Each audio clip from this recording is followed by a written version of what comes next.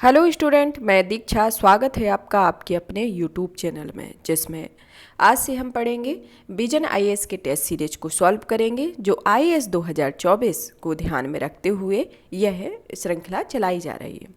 इस श्रृंखला के अंतर्गत यह हमारा पहला टेस्ट होगा, जो पॉलिटी का है।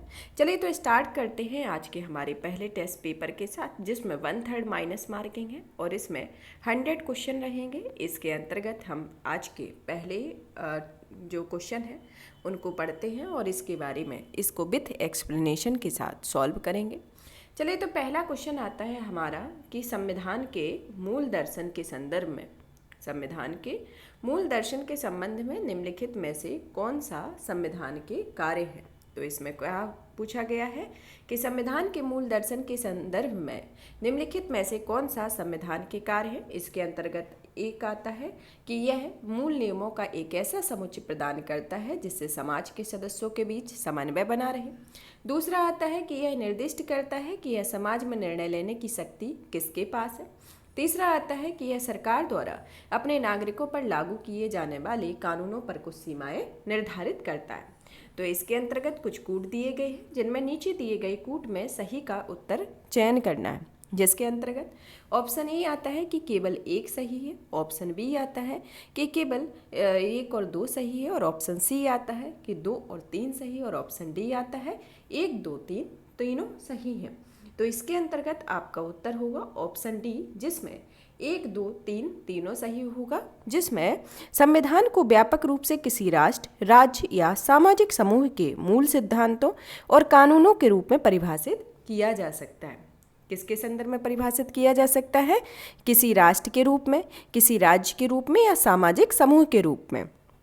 और ये सिद्धांत और कानून की शक्तियों और कर्तव्यों को निर्धारित करते हैं और इनमें निवास करने वाले लोगों को मूल कुछ अधिकारों की गारंटी भी प्रदान करती है, जिसमें ये मूल नियमों का एक ऐसे समुच्चय प्रदान करता है जिससे समाज के सदस्यों के बीच समन्वय बना रहे, और यह निर्दिष्ट भी करता है कि समाज में निर्णय लेने की शक्ति किसके पास है, और इसमें यह सरकार द्वारा अपने नागरिकों पर लागू किए जाने वाले कानूनों पर कुछ सीमाएं निर्धारित करता है। तो इसी के साथ ही इसके तीनों ऑब्जेक्ट, जो तीनों पॉइंट दिए गए हैं वह तीनों सही है, तो इसका उत्तर डी होगा।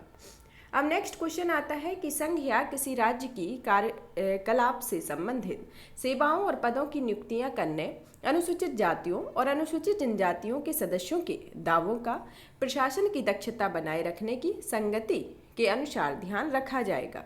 यह प्रावधान भारतीय संविधान के किस भाग में उपबंधित किया गया है? इसके अंतर्गत ऑप्शन ए आता है भाग 4 में, ऑप्शन बी आता है भाग 3 में, ऑप्शन सी आता है भाग 16 में, और ऑप्शन सी डी आता है भाग 17 में।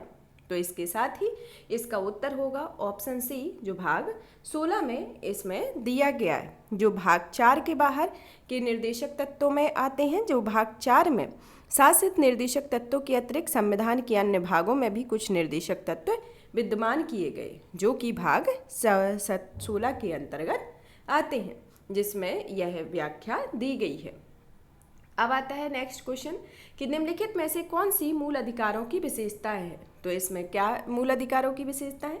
इसके अंतर्गत पहला आता है कि यह व्यक्तिगत स्वतंत्रता और सामाजिक दृष्टिकोण, सामाजिक नियंत्रण के बीच संतुलन बनाते हैं। दूसरा आता है कि यह कुछ मूल अधिकार ऐसे होते हैं जो निजी व्यक्तियों की मनमानी कार्यवाही के विरुद्ध उपलब्ध होते हैं। तीसरा ऑप्शन आता है कि इसमें कुछ मूल अधिकार ऐसे भी होते हैं जो केवल नागरिकों के लिए उपबंधित होते हैं। और इसके अंतर्गत चौथा पॉइंट आता है कि इसमें सभी मूल अधिकार स्वनिष्पादन योग्य होते हैं। तो इसमें नीचे दिए गए कूट का प्रयोग करते हैं। तो इसके अंतर्गत ऑप्शन ए आता है कि केवल 1, 2, 3 सही है, ऑप्शन बी आता है कि केवल 2, 4 सही है, ऑप्शन सी आता है तो कि केवल 1 और 3 सही है, और ऑप्शन डी आता है 1, 2, 3, 4 सही है। तो इसके अंतर्गत आपका उत्तर क्या होगा मूल अधिकारों की विशेषताओं में? इसके अंतर्गत आपका उत्तर होगा ऑप्शन ए, जिसमें 1, 2, 3 तीनों सही है, जिसमें व्यक्तिगत स्वतंत्रता और सामाजिक नियंत्रण के बीच संतुलन बनाते हैं। और दूसरा, यह कुछ मूल अधिकार ऐसे भी होते हैं जो निजी व्यक्तियों की मनमानी कार्यवाही के विरुद्ध उपलब्ध होते हैं।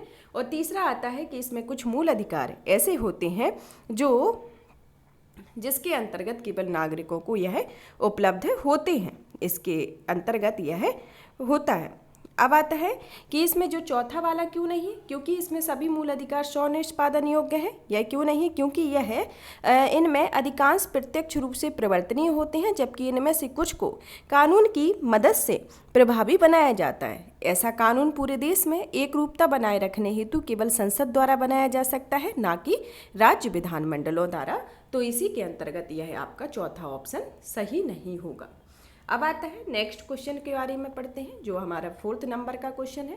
इस 4th नंबर के क्वेश्चन में आता है कि आयुष्मान भारत प्रधानमंत्री जन आरोग्य योजना PMJAY के संदर्भ में निम्नलिखित कथनों पर विचार कीजिए। जिसके अंतर्गत पहला कथन आता है कि यह विश्व का सबसे बड़ा सरकार द्वारा वित्त पोषित स्वास्थ्य सेवा कार्यक्रम है। इसके अंतर्गत दूसरा कथन आता है कि यह योजना के अंतर्गत लाभार्थियों को की पहचान सामाजिक, आर्थिक और जातिगत जनगणना 2011 के आधार पर की जाएगी। इसके अंतर्गत तीसरा कथन आता है कि इसके कार्यान्वयन के लिए राष्ट्रीय स्वास्थ्य प्राधिकरण एक नोडल एजेंसी है।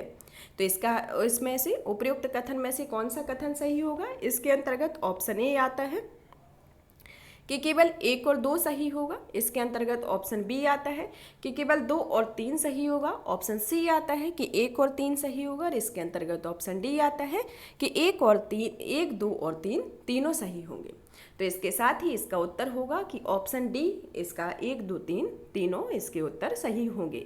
जो इसमें PMJAY के अंतर्गत यह विश्व का सबसे बड़ा सरकार द्वारा वित्त पोषित स्वास्थ्य सेवा कार्यक्रम है और इस योजना के अंतर्गत लाभार्थियों की पहचान सामाजिक, आर्थिक और सार्थिक और जातिगत जनगणना के आधार पर 2011 के आधार पर की गई है और इसमें इसके कार्यान्वयन राष्ट्रीय स्वास्थ्य प्राधिकरण की नोडल एजेंसी के द्वारा किया जा रहा है। इसी के अंतर्गत इसके तीनों कथन ही सही होंगे। अब आता है 5th नंबर का क्वेश्चन कि हाल ही में जारी की गई वैश्विक आर्थिक संभावना रिपोर्ट के संदर्भ में निम्नलिखित कथनों पर विचार कीजिए। तो इसमें किस रिपोर्ट के बारे में कहा गया है? वैश्विक आर्थिक संभावना रिपोर्ट के बारे में। इसके अंतर्गत पहला कथन आता है कि ये अंतर्राष्ट्रीय मुद्रा कोष द्वारा जारी किया जाता है। इसके अंतर्गत दूसरा कथन आता है कि इसे वर्ष में एक बार जारी किया जाता है। तो इसके अंतर्गत उपयुक्त में से कौन सा कथन सही है? तो इसमें ऑप्शन ए आता है कि केवल 1 सही होगा। ऑप्शन बी आता है केवल 2 सही होगा। और इसके अंतर्गत ऑप्शन सी आता है कि 1 और 2 दोनों सही होगा। और ऑप्शन डी आएगा, इसमें ना तो 1 सही होगा ना तो 2 सही होगा। तो इसके अंतर्गत इसका उत्तर होगा ऑप्शन डी, जिसमें ना तो ऑप्शन 1 सही है ना ही ऑप्शन 2 सही है। तो इसके एक्सप्लेनेशन को देखते हैं कि हाल ही में विश्व बैंक के द्वारा यह रिपोर्ट जारी की गई है, जो वैश्विक आर्थिक संभावनाओं की रिपोर्ट जारी की गई है। तो यह रिपोर्ट किसके द्वारा जारी की गई जाती है? विश्व बैंक के द्वारा, ना कि अंतर्राष्ट्रीय मुद्रा कोष के द्वारा। और इसे वर्ष में 2 बार जारी किया जाता है, कि ना कि इसे वर्ष में 1 बार जारी किया जाता है। और यह रिपोर्ट उभरते बाजारों और विकासशील अर्थव्यवस्थाओं पर विशेष ध्यान केंद्रित करने के साथ वैश्विक आर्थिक विकास और संभावनाओं की भी जांच करती है। इसके अंतर्गत यह इसके प्रमुख पॉइंट हैं। अब आता है नेक्स्ट क्वेश्चन कि निम्नलिखित युग्मों की पर विचार कीजिए, जिसमें अनुसूची और उपबंध को दिया गया। इसके अंतर्गत चौथी अनुसूची को दिया गया है कि राज्यों और संघ राज्य क्षेत्रों के लिए राज्यसभा में सीटों के आवंटित करने से संबंधित है। छठी अनुसूची जो है वह अनुसूचित क्षेत्रों में प्रशासन और नियंत्रण से संबंधित है। और 10वीं अनुसूची संसद के सदस्यों की निर्भरता से संदर्भित है। तो इसके संदर्भ में उपयुक्त में से कौन सा कथन सही होगा या सही सुमेलित है?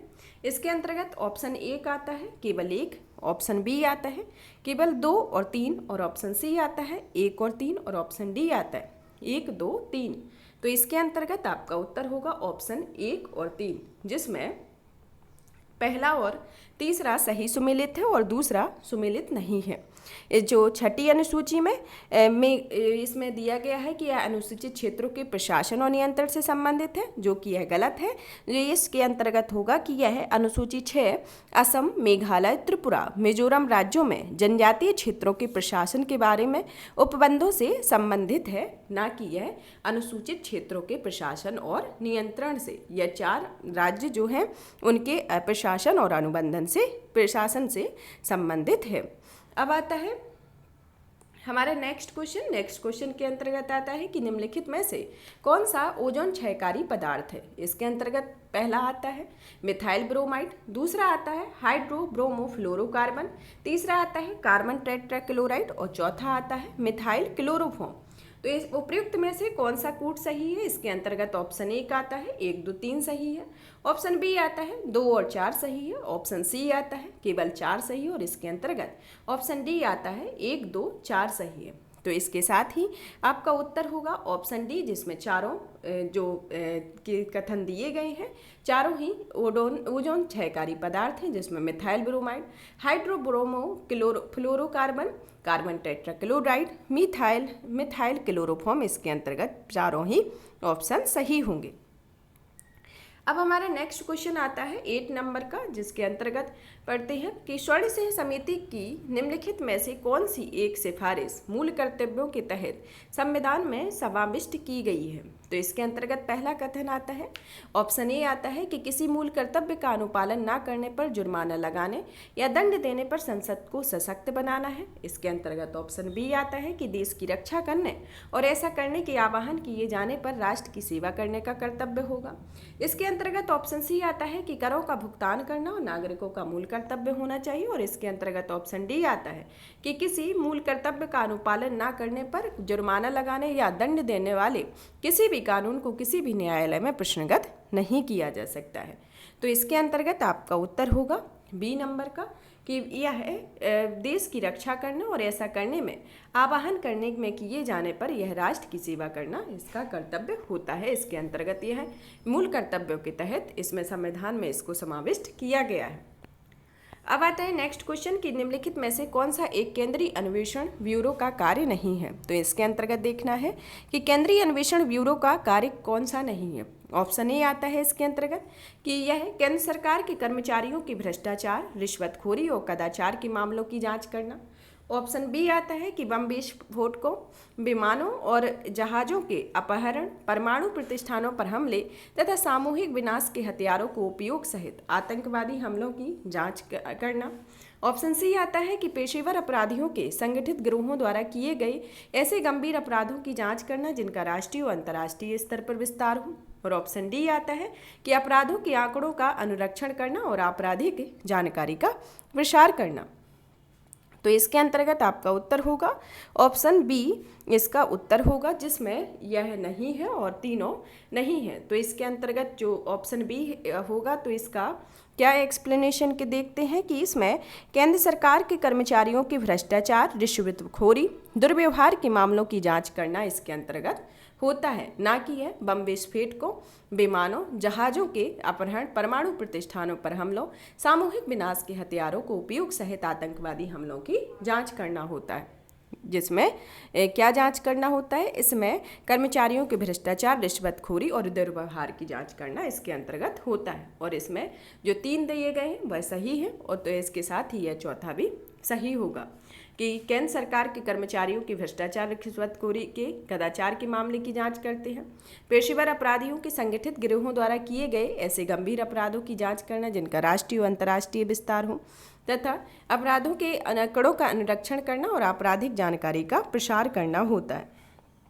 और अपराधों के आंकड़ों के अनुसरण करना और उनका प्रसार करना होता है और जिसमें बम विस्फोटकों, विमानों और जहाज़ों के अपहरण, परमाणु प्रतिष्ठानों पर हमलों, सामूहिक विनाश के हथियारों के उपयोग सहित आतंकी हमलों की जांच करना राष्ट्रीय एजेंसी का कार्य है, ना कि यह सीबीआई का कार्य है। यह किसका कार्य है, इसका जो ऑप्शन बी दिया गया है यह राष्ट्रीय एजेंसी का कार्य है, ना कि सीबीआई का। तो इसके अंतर्गत इसका उत्तर बी होगा, जो कि सही नहीं है। अब 10 नंबर का क्वेश्चन आता है कि हाल ही में सुर्खियों में रहे universal serial bus type C connector के संदर्भ में निम्नलिखित कथनों पर विचार कीजिए। इसके अंतर्गत पहला कथन आता है कि यह प्रतिवर्तीयता के साथ एक दो तरफा कनेक्टर होता है। इसके अंतर्गत और दूसरा कथन आता है कि यह पूर्व के यूएसबी प्रकारों के साथ बैकवर्ड कंपेटेबल नहीं होता है। तो उपयुक्त में से कौन सा कथन सही है। तो इसके अंतर्गत ऑप्शन ए केवल 1 सही है, ऑप्शन बी केवल 2, ऑप्शन सी केवल 1 और 2 और ऑप्शन डी ना तो 1 सही है ना तो दूसरा सही है। तो इसके साथ ही इसका उत्तर होगा ऑप्शन सी, जिसमें 1 और 2 दोनों कथन सही हैं। अब 11 नंबर का क्वेश्चन आता है कि भारतीय संविधान के ऐतिहासिक आधारों के संदर्भ में निम्नलिखित में से किस अधिनियम में पहली बार अध्यादेश को शुरू किया गया। इसके अंतर्गत ऑप्शन ए आता है 1892 का भारतीय परिषद अधिनियम, ऑप्शन बी आता है इसके अंतर्गत 1861 का भारतीय परिषद अधिनियम, ऑप्शन सी आता है 1999 का भारत सरकार अधिनियम और ऑप्शन डी आता है 1909 का भारत शासन अधिनियम। तो इसके साथ ही इसका उत्तर होगा ऑप्शन बी 1861 का भारतीय परिषद अधिनियम के अंतर्गत इसमें ऐतिहासिक आधारों के आधार पर अधिनियम में पहली बार अध्यादेश को शुरू किया गया था। अब नेक्स्ट क्वेश्चन आता है कि भारतीय संविधान के भाग 4 में वर्णित राज्य की नीति निर्देशक तत्व को किसी भी तरह से भाग 3 द्वारा गारंटीकृत मूल अधिकारों को निरस्त या न्यून नहीं कर सकती। वहीं दूसरी ओर उन्हें भाग 3 में निर्धारित मूल अधिकारों के अनुरूप होना चाहिए और इनके पूरक के रूप में कार्य करना चाहिए। लेकिन संविधान संशोधन अधिनियमों को लागू करके मूल अधिकारों को संसद द्वारा संशोधित किया जा सकता है, जिसके अंतर्गत निम्नलिखित मामलों में से किस मामले में उच्चतम न्यायालय ने यह व्यवस्था दी है। तो इसके अंतर्गत ऑप्शन ए आता है चंपकम दौरायराजन मामले 1951 के अंतर्गत, इसके अंतर्गत ऑप्शन बी आता है गोलकनाथ मामले 1967 के द्वारा और ऑप्शन सी आता है केशवानंद भारती 1973 के द्वारा और ऑप्शन डी आता है मिनर्वा मिल्स मामले 1980 के द्वारा।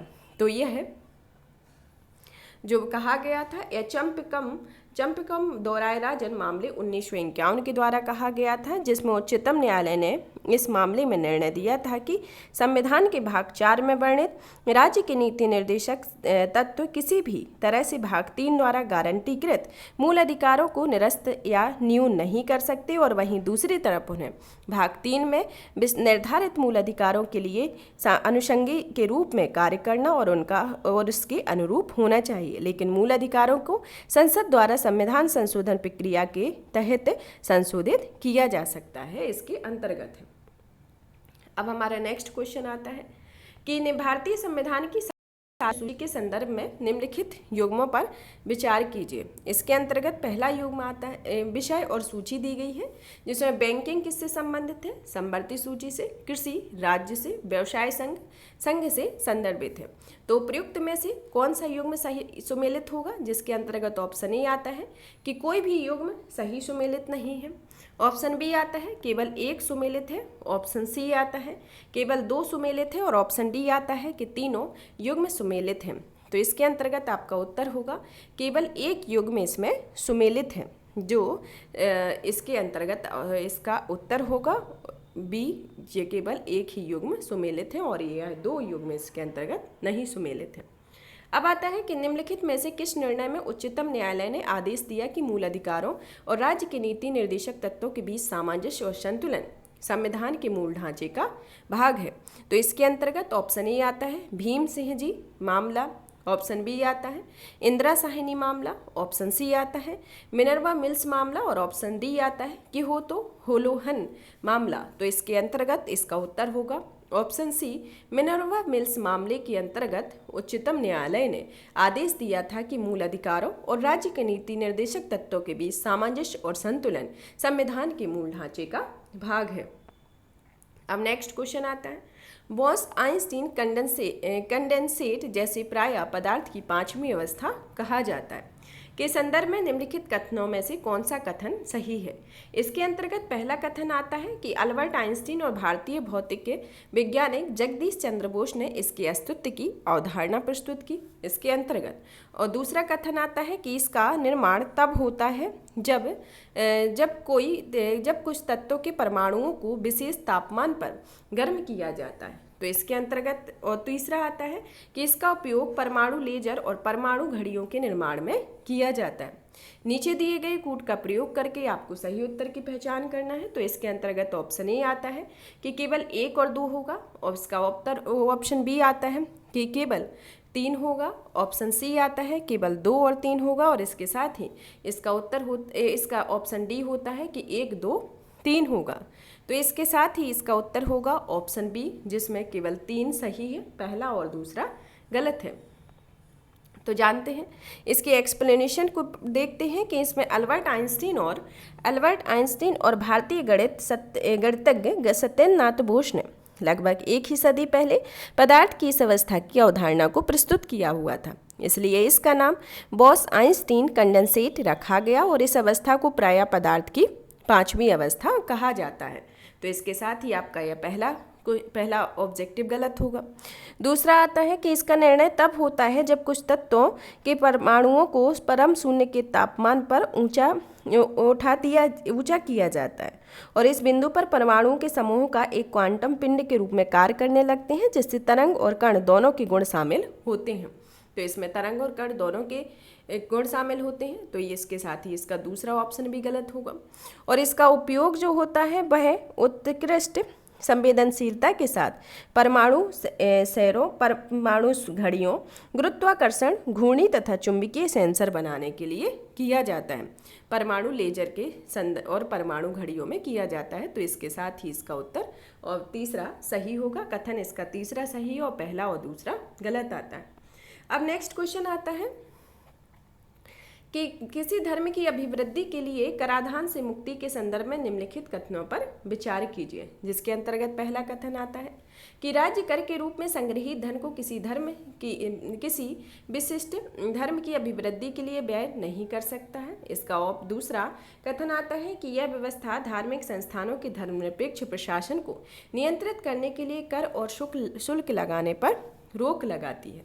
तो इसके साथ ही इसका ऑप्शन एक आता है कि केवल एक होगा, ऑप्शन बी आता है केवल दो होगा, ऑप्शन सी आता है एक और दो, ऑप्शन डी आता है एक, ना तो एक सही होगा ना तो दूसरा सही होगा। तो इसके साथ ही आपका उत्तर होगा केवल एक, जो राज्य कर के रूप में संग्रहित धन को किसी विशिष्ट धर्म की अभिव्यक्ति के लिए व्यय नहीं कर सकता है। अब नेक्स्ट क्वेश्चन आता है कि वित्तीय आपातकाल की घोषणा के परिणामों के संदर्भ में निम्नलिखित कथनों में से कौन सा कथन सही है। तो इसके अंतर्गत ऑप्शन ए आता है। एक कथन पहला आता है कि केंद्र को राज्यों के वित्तीय मामले पर पूर्ण नियंत्रण प्राप्त हो जाता है। दूसरा कथन आता है कि राष्ट्रपति सभी धर्म विधेयकों या अन्य वित्तीय विधेयकों को राज्य की विधायिका द्वारा पारित किए जाने के बाद विचार के लिए आरक्षित कर सकती है। इसके साथ ही तीसरा कथन होता है कि राष्ट्रपति उच्चतम न्यायालय और उच्च न्यायालय के न्यायाधीशों के वेतन भत्तों में कटौती के निर्देश जारी कर सकता है। तो इसके अंतर्गत ये तीन कथन है, जिसमें आपको इनमें से तीनों में से कोई को पहचान करनी है कि इसमें से कौन सा कथन सही होगा। इसके अंतर्गत ऑप्शन ए आता है कि केवल एक सही होगा, ऑप्शन बी आता है कि केवल 2 और 3 सही होगा, ऑप्शन सी आता है कि 2 और 3 सही होगा, और इसके साथ ही ऑप्शन डी आता है कि 1, 2 और 3 तीनों सही होगा। तो इसके साथ ही आपका उत्तर होगा ऑप्शन डी, जिसमें 1, 2, 3 तीनों सही होगा, जो वित्तीय आपातकाल के संदर्भ में कि केंद्र को राज्य के वित्तीय मामलों पर पूर्ण नियंत्रण प्राप्त होता है तथा राष्ट्रपति सभी विधेयकों या अन्य वित्तीय विधेयकों को राज्य की विधायिका द्वारा पारित किए जाने के बाद विचार करने के लिए आरक्षित कर सकती है, और राष्ट्रपति उच्चतम और उच्च न्यायालय के न्यायाधीशों के वेतन एवं भत्तों में कटौती के निर्देश भी जारी कर सकती है। तो इसी के साथ ही इसके तीनों ही ऑप्शन सही होंगे। अब हमारा नेक्स्ट क्वेश्चन आता है कि भारतीय संघ में किस नए राज्य का प्रवेश करने की शक्ति निम्नलिखित में किससे प्राप्त होती है। इसके अंतर्गत होता है कि ऑप्शन ए संसद को, ऑप्शन बी राष्ट्रपति, ऑप्शन बी सी संघ सरकार और ऑप्शन डी उच्चतम न्यायालय के द्वारा। तो भारतीय संघ में इसमें प्रवेश करने की शक्ति और इसके अंतर्गत ऑप्शन ए सही होगा, जिसमें संसद को होती है। अब नेक्स्ट क्वेश्चन आता है 19 नंबर का कि निम्नलिखित में से कौन से संसदीय लोकतंत्र के लाभ हैं। इसके अंतर्गत पहला आता है उत्तरदायी सरकार का होना, दूसरा आता है व्यापक प्रतिनिधित्व का होना, तीसरा आता है शक्तियों का कठोर पृथक्करण होना, और चौथा आता है विधायिका और कार्यपालिका के मध्य सामंजस्य का होना। तो इसके अंतर्गत दिया गया है कि ऑप्शन ए होगा कि केवल 1, 2, 3 सही होगा, ऑप्शन बी होगा कि 2, 3, 4 सही होगा, ऑप्शन सी होगा कि 1 और 4 सही होगा, और ऑप्शन डी होगा कि 1, 2, 4 सही होगा। तो इसके अंतर्गत आपका उत्तर होगा ऑप्शन डी, क्योंकि इसमें तीसरा सही नहीं है और 1 2 3 1 2 4 सही है, जिसमें शक्तियों के कठोर पृथक्करण इसमें नहीं दिया गया है। इसमें 3 दिए गए हैं, उत्तरदायी सरकार का होना, व्यापक प्रतिनिधित्व का होना, और इसके साथ ही यह एक विधायिका और कार्यपालिका के मध्य सामंजस्य को दर्शाता है, जिसमें वैकल्पिक सरकार की व्यवस्था भी की गई है। अब 20 नंबर का क्वेश्चन आता है कि संविधान के निम्नलिखित प्रावधानों में से कौन सा राजनीतिक समता सुनिश्चित करता है, जिसके अंतर्गत पहला कथन आता है कि वैयक्तिक मताधिकार पर आधारित निर्वाचन, दूसरा आता है उपाधियों का अंत, तीसरा आता है निर्वाचक नामावली में शामिल किए जाने के लिए धर्म, वंश, जाति या लिंग आपात्रता के आधार पर नहीं होगा। इसके अंतर्गत नीचे दिए गए कूट में कौन सा सही होगा, जिसमें केवल 1 के अंतर्गत 1 और 3, केवल दूसरा आएगा ऑप्शन कि केवल 1 और 2, ऑप्शन सी आएगा 1 2 3 और ऑप्शन डी आएगा केवल 3। तो इसके साथ ही आपका जो उत्तर होगा ऑप्शन ए आएगा, जिसमें पहला और तीसरा सही होगा, दूसरा सही नहीं होगा, क्योंकि यह जो उपाधियों का अंत है यह संविधान के 18वें अनुच्छेद में, भारतीय संविधान के मूल अधिकार के अंतर्गत 18वें अनुच्छेद में उपाधियों का अंत दिया गया है। अब आता है नेक्स्ट क्वेश्चन कि भारत के संविधान की संशोधन प्रक्रिया के संदर्भ में निम्नलिखित कथनों पर विचार कीजिए। इसके अंतर्गत पहला कथन आता है कि संविधान संशोधन विधेयक लोकसभा के मनोनीत सदस्यों द्वारा प्रस्तुत नहीं किया जा सकता है। दूसरा कथन आता है कि संविधान संशोधन विधेयक जो संविधान के संघीय प्रावधानों से में संशोधन से संबंधित है को आधे राज्यों के विधानमंडलों द्वारा विशेष बहुमत से अनुमोदित किया जाना चाहिए। उपयुक्त में से कौन सा कथन सही है?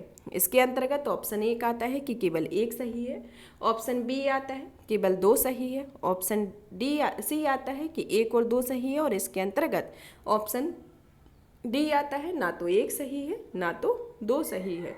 तो इसके साथ ही आपका उत्तर होगा ऑप्शन डी, जिसमें ना तो कथन 1 सही है ना तो कथन 2 सही है।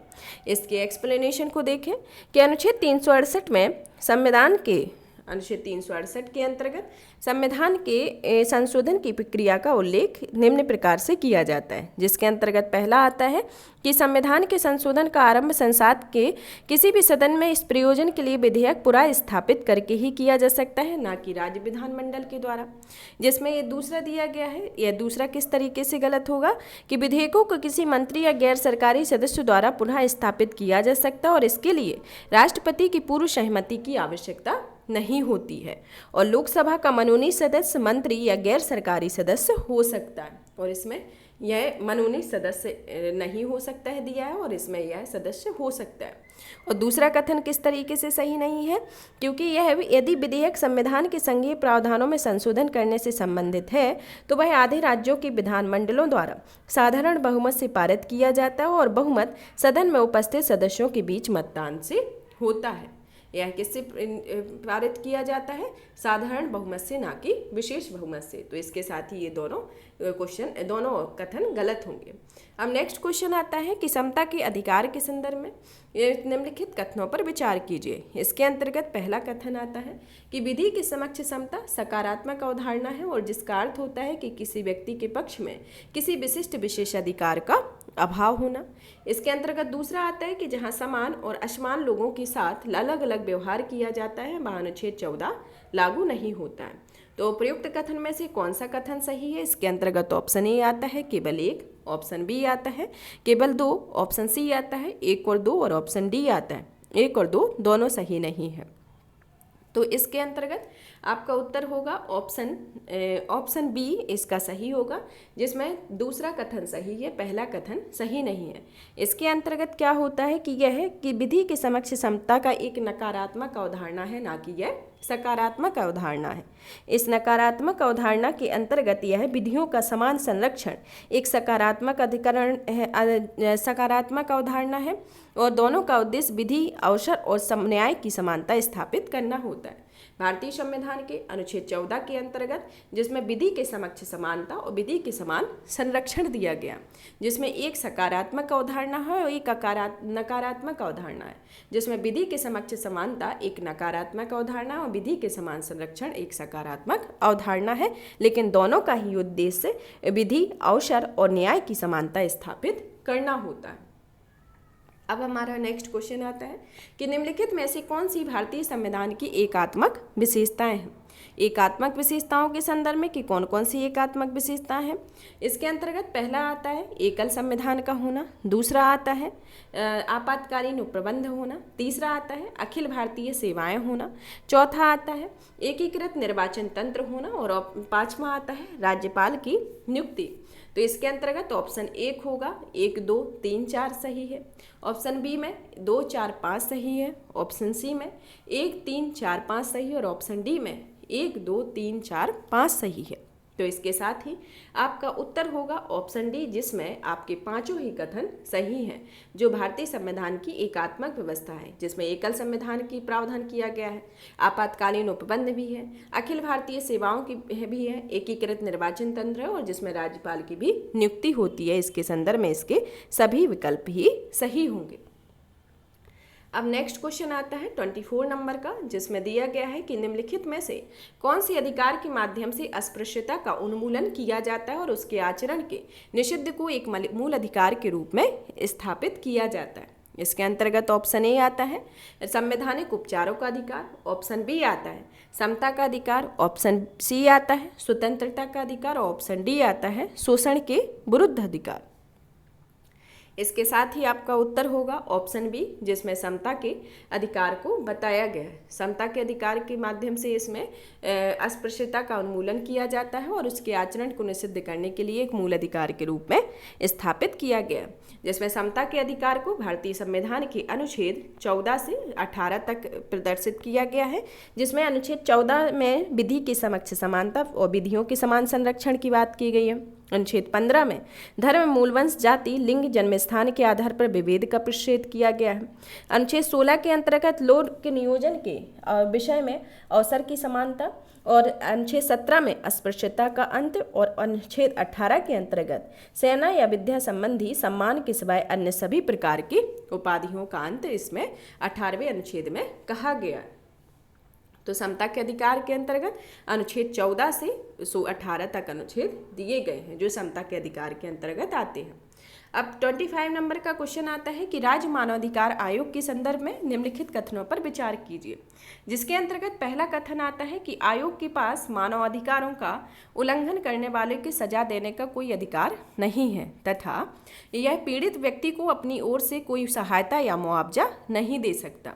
इसका दूसरा कथन आता है कि यह आयोग अपना वार्षिक या विशेष प्रतिवेदन राज्य के राज्यपाल को सौंपता है। तो उपयुक्त में से कौन सा कथन सही है। इसके अंतर्गत ऑप्शन आता है केवल एक सही है, ऑप्शन बी आता है कि केवल 2 सही है, ऑप्शन सी आता है कि 1 और 2 सही है और ऑप्शन डी आता है ना तो 1 सही है ना तो 2 सही है। तो इसके साथ ही आपका उत्तर होगा ऑप्शन ए, जिसमें पहला कथन सही है कि आयोग के पास मानवाधिकारों का उल्लंघन करने पर सजा का कोई प्रावधान नहीं है और यह पीड़ित व्यक्ति तथा को अपने ओर से कोई सहायता या मुआवजा नहीं दे सकता है। और इसके साथ ही आपका दूसरा कथन क्यों सही नहीं है, क्योंकि यह आयोग द्वारा वार्षिक या विशेष प्रतिवेदन राज्य सरकार को सौंपता है ना कि राज्यपाल को। अब आता है 26 नंबर का क्वेश्चन। 26 नंबर के क्वेश्चन के अंतर्गत आता है कि हाल ही में सुर्खियों में रही ज्वारीय विघटन घटना टाइडल डिसरप्शन इवेंट के बारे में निम्नलिखित में से कौन सा सर्वोत्तम वर्णन है। इसके अंतर्गत ऑप्शन ए आता है कि यह 2 दैनिक ज्वारों के बीच समयांतर की समाप्ति है, ऑप्शन बी आता है कि यह पृथ्वी के चुंबकत्व का व्युत्क्रमण है, ऑप्शन सी आता है कि यह चंद्रमा की सतह पर एक गुरुत्वाकर्षण विसंगति है और यह ऑप्शन डी आता है कि यह ब्लैक होल द्वारा किसी तारे का विनाश है। तो इसका उत्तर होगा ऑप्शन डी कि यह ब्लैक होल द्वारा किसी तारे का विनाश है, जो कि ज्वारीय विघटन की घटना है। जॉरी विक्टन की घटना को हाल ही में national aeronautics and space administration ने नासा ने टेलीस्कोप द्वारा एक विशाल ब्लैक होल को एक तारे का विनाश या उससे अपने अंदर समाहित करते हुए देखा था। और ब्लैक होल द्वारा किसी तारे को समाहित करने वाली यह घटना 5वां निकटतम उदाहरण है और यह घटना पृथ्वी से 250 मिलियन प्रकाश वर्ष की दूरी पर है, जो कि एक आकाशगंगा के केंद्र में घटित हुआ है। और ब्लैक होल द्वारा किसी तारे को समाहित करने की खगोलीय घटना को ही ज्वारीय विघटन की घटना कहा जाता है। तो यह कौन सी घटना है? ब्लैक होल द्वारा किसी तारे के विनाश की घटना को। अब नेक्स्ट क्वेश्चन आता है 27 नंबर का, जिसमें भारतीय संविधान के अनुच्छेद 358 और 359 के निम्नलिखित में से किस स्थिति में संदर्भित होता है? इसके अंतर्गत ऑप्शन ए आता है कि अनुच्छेद 352 के तहत राष्ट्रीय आपातकाल की उद्घोषणा होना, अनुच्छेद 360 के तहत वित्तीय आपातकाल होना, अनुच्छेद 356 के तहत राष्ट्रपति शासन और अनुच्छेद 365 के तहत राष्ट्रपति शासन। तो इसके साथ ही आपका उत्तर होगा अनुच्छेद 352 के तहत राष्ट्रीय आपातकाल की उद्घोषणा में संविधान के अनुच्छेद 358 और 359 की व्याख्या मिलती है या इस स्थिति से संबंधित होता है। अब आता है 28 नंबर का क्वेश्चन कि वर्तमान में निम्नलिखित में से कौन सी सेवाएं सूचना प्रौद्योगिकी नियम 2021 के तहत विनियमित हैं? जिसके अंतर्गत पहला आता है सोशल मीडिया साइट्स, दूसरा आता है ओवर द टॉप स्ट्रीमिंग सेवाएं, तीसरा आता है ऑनलाइन गेमिंग सेवाएं और चौथा आता है डिजिटल समाचार साइट्स। तो इसमें से नीचे दिए गए कोड्स का सही प्रयोग करना है, जिसमें आता है कि केवल 1 और 2 सही हैं। इसके अंतर्गत दूसरा आता है कि केवल 3 और 4 सही हैं और ऑप्शन सी आता है कि 1, 2, 4 सही हैं और ऑप्शन डी आता है कि 1, 2 और 3, 4 सही हैं। तो इसके साथ ही आपका उत्तर होगा ऑप्शन सी, जिसमें 1, 2, 4 सही है, इसमें तीसरा सही नहीं है, क्योंकि हाल ही में इलेक्ट्रॉनिक और सूचना प्रौद्योगिकी मंत्रालय द्वारा ऑनलाइन गेमिंग के लिए कुछ प्रारूप नियम जारी किए गए थे और इन नियमों के अंतर्गत ऑनलाइन गेमिंग को एक 100 विनियामक संस्था के पास पंजीकृत कराना होगा और इसके साथ ही केवल उन्हीं खेलों को भारत में कानूनी रूप से संचालित करने की अनुमति दी जाएगी जिन्हें संस्था द्वारा मंजूरी प्रदान की गई है। प्रस्तावित नियमों के अनुसार ऑनलाइन गेमिंग कंपनियों को खेलों के परिणाम तथा सट्टेबाजी करने की अनुमति नहीं होगी। इसके संदर्भ में यह तीसरा सही नहीं होगा और ये पहला, दूसरा और चौथा इसके साथ ही चारों कथन सही होंगे।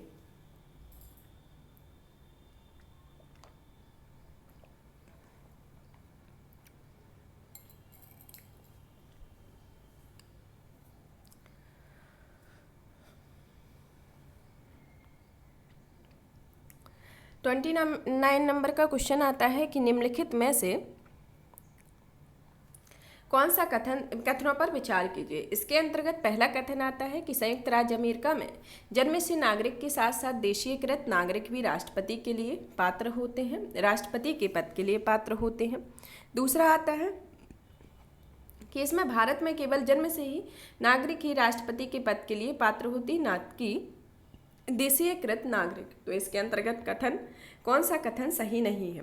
इसके अंतर्गत ऑप्शन ए आता है केवल 1, ऑप्शन बी आता है केवल 2, ऑप्शन सी आता है 1 और 2 दोनों और ऑप्शन डी आता है ना तो 1 ना तो 2। तो इसमें 1 और 2 दोनों कथन ही सही नहीं है, तो इसका उत्तर होगा ऑप्शन सी। ऑप्शन सी होगा, जिसमें दोहरी नागरिकता के प्रावधान के बीच प्रथम दृष्टया एक अंतर होता है जो भारतीय संविधान सक्रिय रूप से दोहरी नागरिकता को प्रतिबंधित करता है, जबकि संयुक्त राज्य अमेरिका के संविधान में इस पर कोई भी किसी भी प्रकार का प्रतिबंध का कोई उल्लेख नहीं किया जा गया। भारत में जन्म के नागरिक होने के साथ साथ देशीयकृत नागरिक दोनों को ही राष्ट्रपति होने के लिए पात्र होते हैं, और जबकि संयुक्त राज्य अमेरिका में केवल जन्मसिद्ध नागरिक ही राष्ट्रपति के लिए पात्र होते हैं, लेकिन देशीयकृत नागरिक राष्ट्रपति पद के लिए पात्र नहीं होते हैं। इस तरीके का ये डिफरेंसेस है। यहाँ पर यह 29 नंबर का क्वेश्चन है। अब हमारा 30 नंबर का क्वेश्चन आता है, जिसमें भारतीय संविधान के संदर्भ में मूल कर्तव्यों से संबंधित निम्नलिखित कथनों पर विचार किया गया है। इसके अंतर्गत पहला कथन आता है कि मूल कर्तव्य केवल भारतीय नागरिकों तक ही सीमित है। दूसरा कथन आता है कि संविधान उनके उल्लंघन के विरुद्ध किसी भी कानूनी प्रतिबंध का प्रावधान नहीं करता है। उपयुक्त में से कौन सा कथन सही है? इसके अंतर्गत ऑप्शन ए आता है केवल एक, ऑप्शन बी आता है केवल दो, ऑप्शन सी आता है एक और दो दोनों, ऑप्शन सी डी आता है ना तो एक ना तो दो। तो इसका उत्तर होगा ऑप्शन सी, जिसमें एक और दो दोनों कथन ही सही होंगे, जो केवल भारतीय नागरिकों तक ही सीमित है तथा यह संविधान उनके उल्लंघन के विरुद्ध किसी भी कानून का प्रावधान नहीं करता है। इसके संदर्भ में है जिसमें संविधान में सीधे न्यायालय के माध्यम से ही इनके कार्यान्वयन की कोई व्यवस्था प्रदान नहीं की गई है और उनके उल्लंघन के विरुद्ध कोई कानूनी प्रतिबंध भी नहीं है, जबकि यह संसद उपयुक्त विधि द्वारा इसके क्रियान्वयन के लिए स्वतंत्र है। तो इसके संदर्भ में है। अब आता है 31 नंबर का क्वेश्चन कि निम्नलिखित में से कौन से भारतीय संविधान के भाग 4(1)(4)(a) में तहत वर्णित मूल कर्तव्य हैं? पहला आता है ज्ञान अर्जन तथा सुधार की भावना का विकास करना। दूसरा आता है राष्ट्रीय ध्वज और राष्ट्रगान का आदर करना। और तीसरा आता है व्यक्तिगत और सामूहिक गतिविधियों के सभी क्षेत्रों में उत्कर्ष की ओर बढ़ने का सतत प्रयास करना। चौथा आता है मतदान करना। नीचे दिए गए कूट का प्रयोग सही उत्तर दीजिए, जिसके अंतर्गत पहला आता है कि केवल एक और दो, और दूसरा आता है एक दो तीन, तीसरा आता है एक और चार, चौथा आता है दो और चार। तो इसके अंतर्गत आपका उत्तर होगा एक दो तीन, जिसके अंतर्गत बी आपका उत्तर सही होगा, जिसमें एक दो तीन कथन सही है, चौथा कथन सही नहीं है, मतदान करने का इसमें नहीं आता है। अब आता है क्वेश्चन कि निम्नलिखित कथनों पर विचार कीजिए, जिसके अंतर्गत पहला कथन आता है कि राष्ट्रीय आपातकाल की उद्घोषणा को इसके जारी होने की तिथि से 2 माह के भीतर संसद के दोनों सदनों द्वारा अनुमोदित किया जाना आवश्यक है। इसके अंतर्गत दूसरा कथन आता है कि यदि संसद के दोनों सदनों का अनुमोदन किया जाता है तो आपातकाल 6 माह तक जारी रहता है और प्रत्येक 6 माह पर संसद में अनुमोदन द्वारा उसे अनिश्चित काल तक बढ़ा दिया जाता है। तो इसके अंतर्गत पहला कथन आता है कि केवल एक सही होगा। दूसरा कथन आता है कि केवल 2 और 3 सही होगा। ऑप्शन सी आता है कि 1 और 2 दोनों सही होगा। और ऑप्शन डी आता है ना तो 1 सही होगा ना तो 2 सही होगा। तो इसके साथ ही आपका उत्तर होगा ऑप्शन बी, जिसमें आपका दूसरा कथन सही है, पहला कथन सही नहीं है।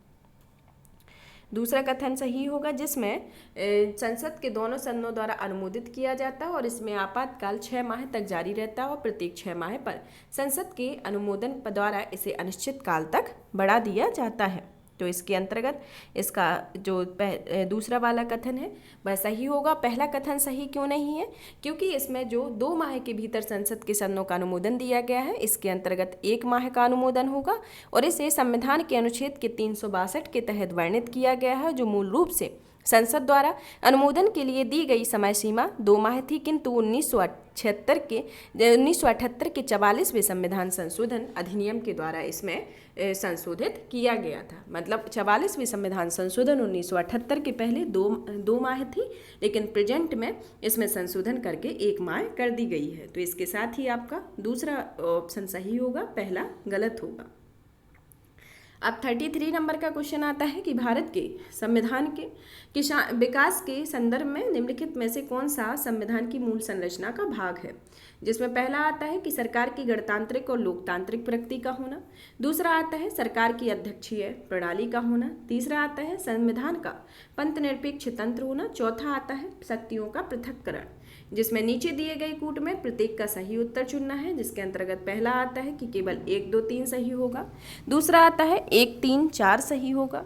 चौथा सी नंबर का आता है कि 2 और 4 सही होगा। और 5 नंबर का आता है 1 2 3 4 सही होगा। तो इसके साथ ही आपका उत्तर होगा ऑप्शन बी, जिसमें 1 2 1 3 और 4 कथन सही होंगे। दूसरा कथन सही नहीं होगा, क्योंकि यहाँ पर भारत में संसदीय प्रणाली है, इसके संदर्भ में है कि यह मूल संरचना के संदर्भ में संविधान की सर्वोच्चता होती है।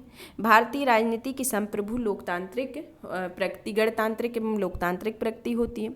संविधान का पंथनिरपेक्ष चरित्र होता है तथा विधायिका, कार्यपालिका और न्यायपालिका के बीच शक्तियों का पृथक्करण होता है तथा ये संसदीय प्रणाली होती है। विधि का शासन होता है, स्वतंत्र और निष्पक्ष चुनाव होता है, न्यायपालिका की स्वतंत्रता होती है, राष्ट्र की एकता एवं अखंडता इसके संदर्भ में यह इसके प्रमुख मूल संरचना के भाग होते हैं। अब आता है नेक्स्ट क्वेश्चन कि निम्नलिखित युग्मों पर विचार कीजिए, जिसमें विशेषता और ली गई यह कहाँ से ली गई है इसके संदर्भ में दिया गया है। जिसमें पहला नीति निर्देशक तत्व कहाँ से लिया गया है, आयरिश के संविधान से। दूसरा कथन दिया गया है मूल अधिकार, जो फ्रांस के संविधान से। ऑप्शन सी जो तीसरा कथन दिया गया है कि संसद के दोनों सदनों की संयुक्त बैठक, ऑस्ट्रेलिया के संविधान से। तो इसके अंतर्गत आपको सही उत्तर की सुमेलित करना है, जिसके अंतर्गत केवल एक सही होगा। दूसरा आता है केवल 2 और 3, तीसरा आता है केवल 1 और 3, और चौथा आता है 1, 2, 3। तो इसके साथ ही आपका उत्तर होगा ऑप्शन सी, जिसमें पहला और तीसरा तो आपका सही है, लेकिन दूसरा गलत है। जो मूल अधिकार भारतीय संविधान की संयुक्त राज्य अमेरिका से लिए गए हैं, तो इसके साथ ही आपका दूसरा कथन सही होगा, पहला और तीसरा इसमें सही है। अब क्वेश्चन आता है कि निम्नलिखित में से कौन राज्य के नीति निर्देशक तत्व में 42वें संविधान संशोधन अधिनियम 1976 द्वारा नहीं जोड़े गए थे। इसके अंतर्गत पहला कथन है कि प्रारंभिक बाल्य व्यवस्था देखकर सभी बच्चों को 6 वर्ष की आयु तक शिक्षा उपलब्ध कराना। दूसरा, उद्योगों के प्रबंधन में श्रमिकों की भागीदारी को सुनिश्चित करने के लिए कदम उठाना। तीसरा कथन आता है कि आय, स्थिति, सुविधाओं के अवसरों में असमानताओं को कम करना है। तो उपयुक्त में से कौन सा कथन सही होगा, तो इसके अंतर्गत पहला ऑप्शन आता है कि केवल 1 और 2, दूसरा ऑप्शन आता है 2 और 3, ऑप्शन सी आता है 1 और 3, और ऑप्शन डी आता है 1, 2, 3। तो इसके साथ ही आपका उत्तर होगा ऑप्शन सी, जिसमें पहला और तीसरा कथन सही होगा और दूसरा कथन इसके अंतर्गत सही नहीं होता है, जिसमें दिया गया है कि यह प्रारंभिक बाल्य व्यवस्था देखभाल और सभी बच्चों को 6 वर्ष की आयु पूरी करने में शिक्षा का अधिकार होगा, तथा यह उद्योगों के प्रबंधन में श्रमिकों की भागीदारी को सुनिश्चित करने का कदम उठाया जाएगा। इसमें ये वाला कथन सही नहीं होगा। इसमें उद्योगों के प्रबंधन में श्रमिकों की भागीदारी सुनिश्चित करने के लिए कदम उठाने का अधिकार 43A में दिया गया है, जिसे के अंतर्गत यह 42वें संविधान संशोधन के द्वारा नहीं जोड़ा गया है। यह पहले से ही 43A में दिया गया है। और जो 44वें संविधान संशोधन के तहत इसमें एक और निर्देशक तत्वों को जोड़ा गया था, जिसमें राज्य से अपेक्षा की जाती है कि वह व्यय, प्रतिष्ठा, सुविधाओं और अवसरों की असमानताओं को कम कर सकता है, जिसे अनुच्छेद 236 के अंतर्गत है। यह इसके अंतर्गत एक प्रमुख आर्टिकल है, और बाल्य व्यवस्था वाले आर्टिकल को 86वें संविधान संशोधन 2002 के तहत जोड़ा गया था। इसके अंतर्गत इसका विकल्प सी ही सही होगा, जिसमें दूसरा जो है वह 1976 के अधिनियम के द्वारा नहीं जोड़ा गया था, और ये जो अधिनियम है इनको 1976 के अधिनियम के बाद से जोड़ा गया था।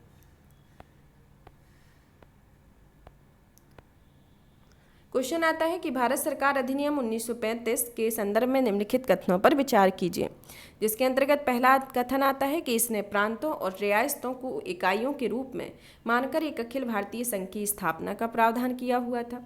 दूसरा कथन आता है कि इसमें सभी प्रांतों को द्विसदनीय व्यवस्था लागू की हुई थी। तो उपयुक्त में से कौन सा कथन सही है? इसके अंतर्गत ऑप्शन ए आता है केवल 1, ऑप्शन बी आता है केवल 2, ऑप्शन सी आता है 1 और 2 दोनों, और ऑप्शन डी आता है ना तो एक सही है ना तो दूसरा सही है। तो इसके साथ ही इसका उत्तर होगा ऑप्शन 1, जिसमें केवल एक कथन सही है, जिसमें प्रांतों और रियासतों को इकाइयों के रूप में मानकर एक अखिल भारतीय संघ की स्थापना का प्रावधान किया गया है। तथा यहाँ पर इसमें जो कथन दूसरा सही नहीं है, क्योंकि यहाँ पर सब इन प्रांतों में 11 प्रांतों में द्विसदनीय सरकार थी, ना कि सभी प्रांतों में। तो यहाँ पर 11 प्रांतों में ही द्विसदनीय सरकार थी, ना कि सभी प्रांतों में। तो इसके कारण ये दूसरा कथन इसका गलत होगा, पहला कथन सही है। अब क्वेश्चन आता है कि भारत में संवैधानिक अपकृत्य के संदर्भ में निम्नलिखित कथनों पर विचार कीजिए। संविधान में संवैधानिक अपकृत्य पर, जिसके अंतर्गत पहला कथन आता है कि भारत एक ऐसा कोई विधान नहीं बनाएगा जो राज्य के कर्मचारियों द्वारा किए गए अपकृत्यों के लिए राज्य के उत्तरदायित्व को शासित करता है। दूसरा कथन आता है कि न्यायालय ऐसे मामलों में पीड़ित को आर्थिक मुआवजा दे सकता है, जिसमें उपयुक्त कथनों में से कौन सा कथन सही है? जिसके अंतर्गत पहला कथन आता है कि केवल 1 सही है, दूसरा कथन आता है कि केवल 2 सही है, और तीसरा कथन आता है कि 1 और 2 दोनों सही है, और ऑप्शन डी आता है कि ना तो 1 सही है ना तो 2 सही है। तो इसके साथ ही इसका उत्तर होगा ऑप्शन सी, जिसमें दोनों ही कथन सही हैं कि भारत में ऐसा कोई विधान नहीं है जो राज्य के कर्मचारियों द्वारा अपकृत्यों के लिए राज्य के उत्तरदायित्व को शासित करे, और यह न्यायालय में ऐसे मामलों में पीड़ित को आर्थिक मुआवजा दे सकता है। और एक संवैधानिक अपकृत्य वह होता है जो किसी के संवैधानिक अधिकारों, विशेष रूप से मूल अधिकारों का उल्लंघन है, जो सरकार के किसी घटक द्वारा आधिकारिक क्षमता के तहत किया जाता है। और भारत में ऐसा कोई भी कानून नहीं है जो राज्य के कर्मचारियों द्वारा किए गए अपकृत्यों के लिए उत्तरदायित्व को शासित करता है। और भारतीय संविधान के अनुच्छेद 300 में सरकार द्वारा किए गए अपकृत्यों में संघ या राज्य के दायित्व का वर्णन करता है। अब आता है 38 नंबर का क्वेश्चन कि विश्व में प्रचलित विभिन्न राजनीतिक व्यवस्थाओं के संदर्भ में निम्नलिखित में से कौन सी लोकतंत्र की विशेषताएं हैं, जिसके अंतर्गत पहला कथन आता है कि लोकतंत्र में अंतिम निर्णय की लेने की शक्ति जनता द्वारा निर्वाचित लोगों में निहित होनी चाहिए। और कथन दूसरा आता है कि चुनाव में सत्तारूढ़ दल को हराने के भी निष्पक्ष अवसर होने चाहिए। और कथन तीसरा आता है कि प्रत्येक वयस्क नागरिक का एक वोट होना चाहिए और प्रत्येक वोट का एक मूल्य होना चाहिए। कथन चौथा आता है कि सरकार विधियों या विनियमों द्वारा सीमित नहीं होती है। इसमें नीचे दिए गए कूट का सही प्रयोग करना है, जिसके अंतर्गत पहला आता है कि केवल 1, 2, 4 सही है। दूसरा आता है कि 2, 3, 4 सही है और 2, 1, 2, 3 सही, 2, 3, 4 सही है ऑप्शन बी के अंतर्गत। ऑप्शन सी के अंतर्गत 1, 2, 3 आएगा और ऑप्शन डी के अंतर्गत 1, 3, 4 आएगा। तो इसमें 38 नंबर का आपका उत्तर होगा ऑप्शन सी, जिसमें 1, 2, 3 तीनों कथन सही हैं, जो लोकतंत्र की विशेषताएं कि लोकतंत्र में अंतिम निर्णय लेने की शक्ति जनता के पास होती है। और लोकतंत्र सरकार का एक रूप होता है जिसमें शासक लोगों द्वारा चुने जाते हैं। और लोकतंत्र की विशेषताओं में होता है कि जैसे सदन की स्वतंत्रता का होना, संघ बनाने और संपत्ति का अधिकार होना, धर्म और भाषण की स्वतंत्रता होना, समावेशिता और समानता का होना, नागरिकता का होना तथा शासितों की सहमति होना, मतदान का अधिकार होना, जीवन और स्वतंत्रता के अधिकार तथा अल्पसंख्यकों के अधिकार में अनुचित सरकारी वंचन से मुक्ति होना इसके संदर्भ में इसके प्रमुख प्रावधान होते हैं। जिसमें यह चौथा क्यों नहीं है, क्योंकि यह लोकतंत्र में कानूनों की नज़र में सभी को समान होना चाहिए और लोगों के अधिकार की रक्षा की जानी चाहिए। और संवैधानिक कानून एवं नागरिकों के अधिकारों द्वारा निर्धारित सीमाओं के भीतर एक लोकतांत्रिक सरकार का शासन होना चाहिए, ना कि सरकार की विधियों या विधिनियमों द्वारा सीमित होना चाहिए। तो इसके कारण इसका चौथा गलत होगा और 1, 2, 3 इसके कथन सही है। अब नेक्स्ट क्वेश्चन आता है कि भारतीय संविधान में निहित राज्य के नीति निर्देशक तत्वों के तहत निम्नलिखित प्रावधानों पर विचार कीजिए, जिसके अंतर्गत पहला कथन आता है कि बच्चों के स्वस्थ विकास के लिए अवसरों का सुनिश्चित करना। दूसरा आता है कृषि को आधुनिक और वैज्ञानिक आधार पर संगठित करना। तीसरा आता है गोवध पर रोक होना और चौथा आता है सरकारी समितियों का प्रसार करना। तो उपयुक्त नीति निर्देशक तत्वों में से कौन सा या कौन से कथन उदारवादी या बौद्धिक सिद्धांतों पर आधारित होते हैं? इसके अंतर्गत ऑप्शन ए आता है केवल 1 और 2, ऑप्शन बी आता है केवल 2, ऑप्शन सी आता है 2 और 3 और ऑप्शन डी आता है 1 और 4। तो इसके अंतर्गत आपका उत्तर होगा ऑप्शन बी। इसमें उदारवादी सिद्धांतों के अंतर्गत से केवल कृषि को आधुनिक और वैज्ञानिक आधार को संगठित करना इसके अंतर्गत आता है और ये सब इसके अंतर्गत आते हैं। जिसमें गोवध और सरकारी समितियों पर आता, जो ये वाला आता है गोवध और सरकारी समितियों वाला आता है गांधीवादी सिद्धांत के अंतर्गत। बच्चों के स्वस्थ विकास के लिए अवसरों को सुरक्षित करने की विचारधारा समाजवादी सिद्धांत के अंतर्गत आती है और इसके अंतर्गत आप कृषि और पशुपालन की वैज्ञानिक प्रणालियों को व्यवस्थित करना, यह सब इनके अंतर्गत आता है जो अनुच्छेद 48 के अंतर्गत दिया गया है। अब यहाँ पर आपका उत्तर होगा जो उदारवादी बौद्धिक सिद्धांत के अंतर्गत सिर्फ कृषि पर आधुनिक और वैज्ञानिक आधार आता है, जो कि अनुच्छेद 48 के अंतर्गत है। और बच्चों के अधिकार और स्वास्थ्य अधिकार के लिए यह आता है समाजवादी सिद्धांत के अंतर्गत। तो गौवध निषेध वाला आता है यह गांधीवादी विचारधारा के अंतर्गत। अब क्वेश्चन आता है कि लोगों को मतदान का अधिकार देने के मामले में भारत अग्रणी रहा है। इस संदर्भ में निम्नलिखित में से कौन सा या कौन से कथन सही है जो भारत में सार्वभौमिक वयस्क मताधिकार प्रदान करता है? ऑप्शन कथन पहला है संयुक्त राज्य अमेरिका, दूसरा जापान, तीसरा फ्रांस। नीचे दिए गए कूट का सही प्रयोग करके उत्तर दीजिए। तो इसमें कथन केवल एक सही होगा, दूसरा ऑप्शन आता है 1 और 3 सही होगा, तीसरा आता है 2 और 3 सही होगा, और ऑप्शन डी आता है 1, 2, 3 सही होगा। तो इसके साथ ही आपका उत्तर होगा ऑप्शन ए, जिसमें संयुक्त राज्य अमेरिका में सार्वभौमिक मताधिकार दिया गया है भारत के बाद। तो इसके साथ ही ऑप्शन ए सही होगा।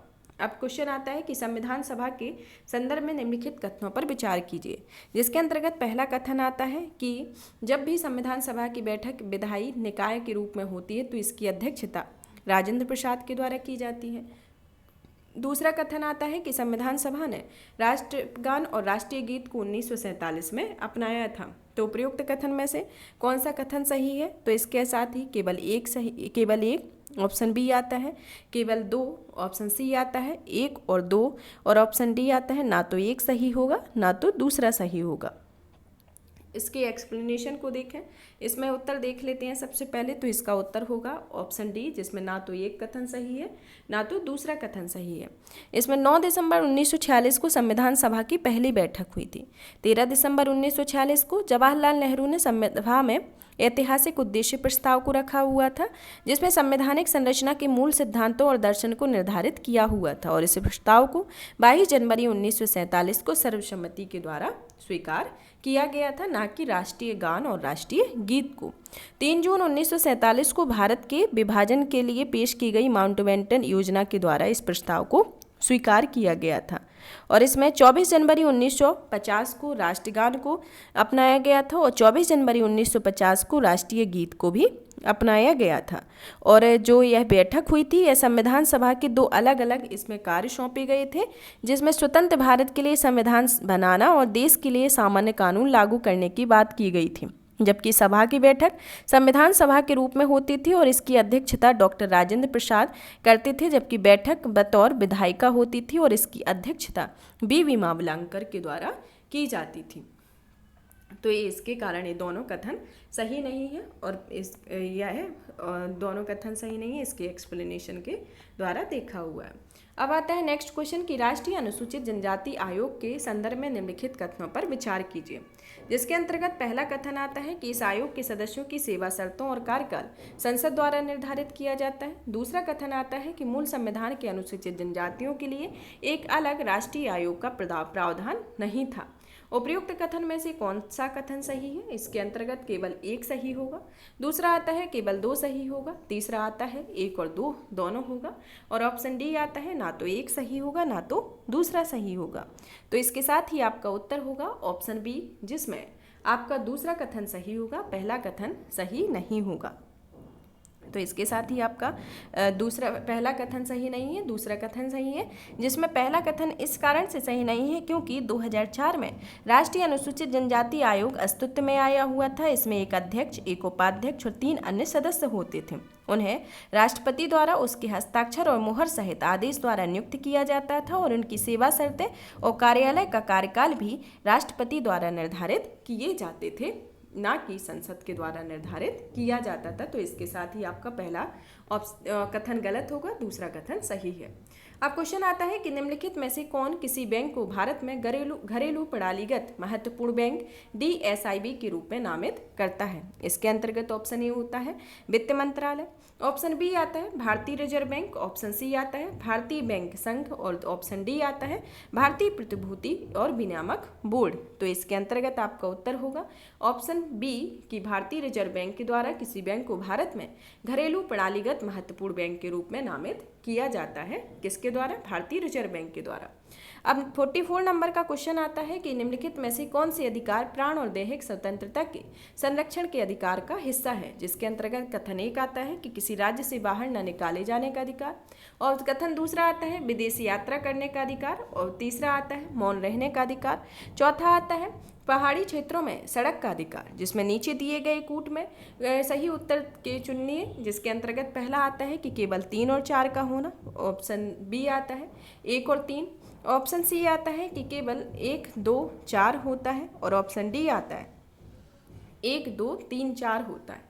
तो इसके अंतर्गत आपका जो उत्तर होगा, इसका उत्तर होगा 44 का सी, जिसमें तीसरा सही नहीं है कि मौन रहने का अधिकार, इसके अंतर्गत विदेश यात्रा करने का अधिकार होता है और किसी राज्य से बाहर ना निकाले जाने का भी अधिकार होता है। पहाड़ी क्षेत्रों पर पहाड़ी क्षेत्रों में सड़क का भी अधिकार होता है, जो अनुच्छेद 21 के अंतर्गत दिए गए हैं, जिसमें अकेला ये जो तीसरा है वो नहीं रहेगा। जो तीसरा आता है मौन रहने का अधिकार बाकी एवं अभिव्यक्ति की स्वतंत्रता के अंतर्गत अनुच्छेद आर्टिकल 19 के 1 के अंतर्गत आता है और ये सब आते हैं ये अनुच्छेद 21 के अंतर्गत।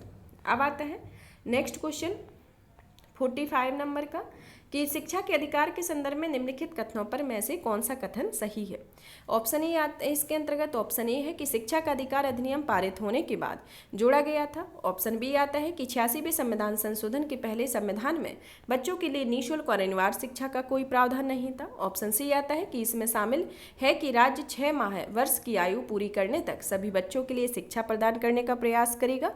और ऑप्शन डी आता है कि यह प्रावधान केवल प्राथमिक शिक्षा को मूल अधिकार बनाता है और उच्च शिक्षा को नहीं। तो इसके साथ ही आपका उत्तर होता है ऑप्शन डी, जिसमें यह गलत होगा कि यह प्रावधान केवल प्राथमिक शिक्षा को अधिकार देता है ना कि उच्च शिक्षा को, क्योंकि यह निर्देशक तत्व होने के साथ साथ यह न्यायालयों द्वारा लागू करने योग्य नहीं होता है। इस संबंध में न्यायिक हस्तक्षेप की गुंजाइश होती है, जिसमें संशोधन के निर्देशक तत्वों के संशोधन में अनुच्छेद 45 में विषय वस्तु में कहा गया था कि राज्य 6 वर्ष की आयु पूरी होने तक सभी बच्चों के लिए बचपन की देखभाल और शिक्षा प्रदान करने का प्रयास करेगा। तो यह अनुच्छेद इसके अंतर्गत दिया गया है।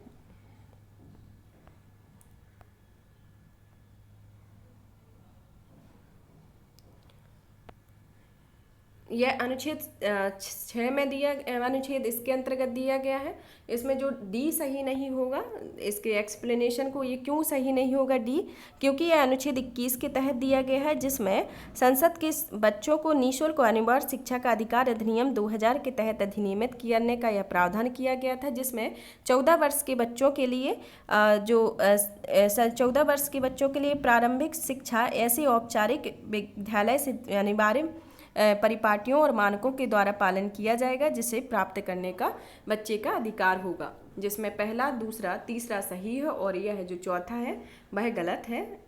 अब आता है नेक्स्ट क्वेश्चन कि यह दुनिया में सबसे सक्रिय ज्वालामुखियों से एक है, जिसमें हाल ही में पुनः विस्फोट हुआ और यह दुनिया की सबसे बड़ी सक्रिय ज्वालामुखी मौना लोआ के पास अवस्थित है। इसमें उपयुक्त परिक्षेत्र में से निम्नलिखित में से किस ज्वालामुखी का वर्णन किया गया है। इसके अंतर्गत ऑप्शन ए आता है माउंट किलाउला, ऑप्शन बी आता है माउंट स्ट्रोम्बोली, ऑप्शन सी आता है माउंट विशुवियस, ऑप्शन डी आता है माउंट एटना। तो इसके अंतर्गत इसका उत्तर होगा ऑप्शन ए माउंट किलाउआ। यह दुनिया की सबसे सक्रिय ज्वालामुखियों में से एक है, जिसे हाल ही में पुनः विस्फोट हुआ और दुनिया की सबसे बड़ी सक्रिय ज्वालामुखियों को मौना लोआ के पास स्थित है माउंट किलाउ। अब आता है अनुच्छेद 352 के अंतर्गत तब तक की गई राष्ट्रीय आपातकाल की घोषणा के संदर्भ में निम्नलिखित कथनों पर विचार कीजिए, जिसके अंतर्गत पहला कथन आता है कि राष्ट्रीय आपातकाल की उद्घोषणा अब तक 2 बार की गई है। दूसरा कथन आता है कि यह राष्ट्रीय आपातकाल की पहली उद्घोषणा को नॉर्थ ईस्ट फ्रंटियर एजेंसी ने चीनी आक्रमण के कारण अक्टूबर 1962 में की। तथा कथन तीसरा आता है कि राष्ट्रीय आपातकाल की दूसरी उद्घोषणा 1975 में की गई। तो उपयुक्त कथन में से कौन सा कथन सही है, जिसमें केवल एक आता है, केवल ऑप्शन बी आता है केवल 2 और 3 सही होगा, ऑप्शन सी आता है कि केवल 2 सही होगा और ऑप्शन डी आता है कि केवल 1 और 2 सही होगा। तो इसके साथ ही आपका उत्तर होगा कि केवल इसमें 2 सही है, पहला और तीसरा गलत है, ऑप्शन 2 इसके अंतर्गत सही है। अब नेक्स्ट क्वेश्चन आता है कि वैश्विक जोखिम धारणा सर्वेक्षण पर आधारित वार्षिक रिपोर्ट वैश्विक जोखिम रिपोर्ट 2023 हाल ही में किस संस्था के द्वारा जारी की गई है। इसके अंतर्गत ऑप्शन ए आता है विश्व बैंक, ऑप्शन बी आता है विश्व आर्थिक मंच, ऑप्शन सी आता है आपदा जोखिम न्यूनीकरण संयुक्त राष्ट्र कार्यालय और ऑप्शन डी आता है जर्मन वॉच। तो इसके अंतर्गत आपका उत्तर होगा, इसका उत्तर होगा ऑप्शन बी विश्व आर्थिक मंच के द्वारा यह रिपोर्ट जारी की जाती है। विश्व जोखिम रिपोर्ट 2023 को जारी किया गया है। अब 49 नंबर का क्वेश्चन है कि प्रस्तावना में निहित शब्दों के संदर्भ में निम्नलिखित कथनों पर विचार कीजिए। पहला कथन आता है कि गणतंत्र शब्द जर्मन संविधान से लिया गया है। दूसरा आता है कि प्रस्तावना में न्याय के आदर्शों को सोवियत संविधान से अपनाया गया है। तो उपयुक्त कथन में से कौन सा कथन सही है, जिसके अंतर्गत केवल एक होगा। दूसरा आता है केवल दो होगा। ऑप्शन सी आता है कि एक और दो दोनों, और ऑप्शन डी आता है ना तो एक सही होगा ना तो दूसरा। तो इसके साथ ही आपका उत्तर होगा बी, जिसमें दूसरा कथन सही है, पहला गलत है कि यह सब प्रस्तावना संविधान में न्याय के आदर्शों को सोवियत संघ के द्वारा लिया गया है और प्रस्तावना में गणतंत्र, स्वतंत्रता, समानता, संप्रभुता के आदर्शों को फ्रांसीसी संविधान से लिया गया है, ना कि जर्मन संविधान से। अब आता है 50 नंबर का क्वेश्चन।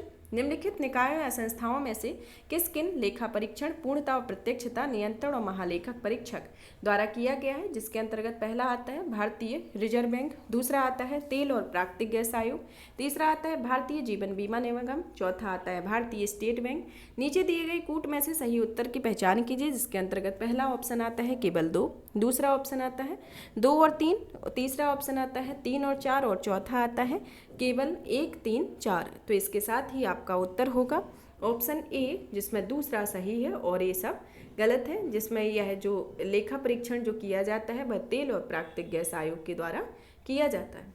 यहाँ पर हम 50 क्वेश्चन को ही सॉल्व करते हैं नेक्स्ट क्लास में, और आगे के 50 क्वेश्चन को देखेंगे। यहाँ पर हमने पार्ट फर्स्ट के अंतर्गत 50 क्वेश्चन करने की कोशिश की, जिसमें काफ़ी थोड़ा बहुत मिस्टेक भी रही। तो इस तरीके से कोई मिस्टेक नहीं रहेगी। नेक्स्ट पार्ट में की वीडियो को देखने के लिए चैनल को लाइक करें, वीडियो को लाइक करें, चैनल को सब्सक्राइब करें, ज़्यादा से ज़्यादा शेयर करें। धन्यवाद।